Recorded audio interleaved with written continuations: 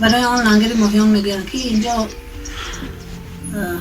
یعنی که جای زیستی ماهی ها بعدی وقتی وای کردن کمتر که حفظ پیدا می شود آهسته آهسته ماهی ها زیاد شدن میگیرن.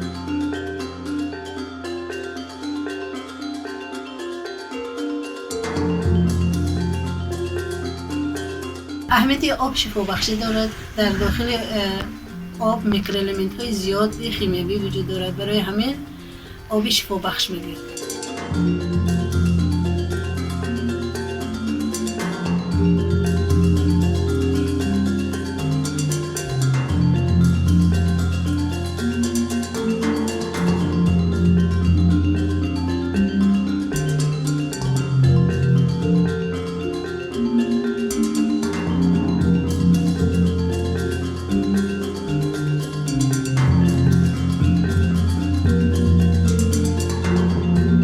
در داخل آثارخانه آن آثارهایی که از همین موضع گرفته شدن، از دیگر موضع‌های همین لنگر گرفته یافت شد باقی گذاشته شده است و مانند کوزه و دیگر چیزها.